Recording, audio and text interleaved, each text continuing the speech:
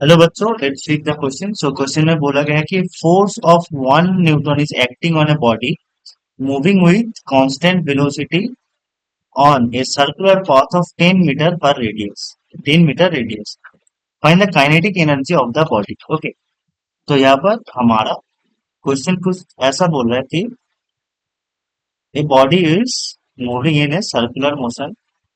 ठीक है, let's say this is the body जिसका मास हम मान लेते हैं दिस इज एम।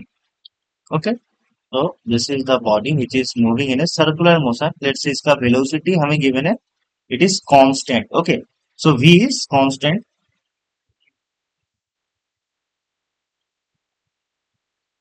Okay, और क्या given है कि रेडियस, इस सर्किल का जो रेडियस है ये हमें given है 10 मीटर।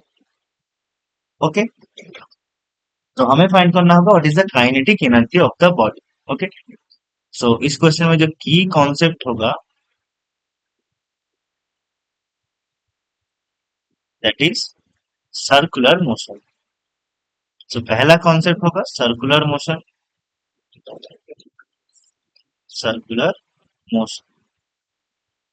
ओके, और दूसरा जो कॉन्सेप्ट यहाँ पर लगेगा that is kinetic energy, that is K E क्या होता है, that is equals to half into mass into velocity square. Okay, now हम क्या जानते हैं, if a body is moving in a circular motion with constant velocity, okay, so उसके ऊपर एक सेंट्रीपिटल फोर्स एक्ट करता है।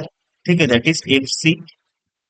ओके, सो एफ सी का वैल्यू क्या होता है, F C is equals to M V square by R. Okay, तो यही फोर्स हमें गिवन है, force is acting on a body. तो जब एक बॉडी मूव करते हैं इन सर्कुलर मोशन, उसके ऊपर सेंटीमीटर फोर्स एक्ट करता है। ठीक है, यही हमें गिवन है, this is equals to 1 newton. Okay, तो M V square by R that is 10 is equals to 1 newton हमें गिवन है। ठीक है, तो यहाँ से हम कह सकते हैं कि M V square is equals to 10। Okay, M V square का वैल्यू आ गया 10, तो इसको हम इक्वेशन 1 बोल देते हैं। नाउ हम क्या जानते हैं, काइनेटिक एनर्जी क्या है, K E is equals to half of M V square. Okay, half of, so from equation 1 you can say that mv square is what, 10, so this equals to 5 joule। Okay, तो हमारा kinetic energy of the particle आ गया 5 joule. Okay, so the kinetic energy of the body is 5 joule। This is our final answer। Okay, hope you understand it। Best of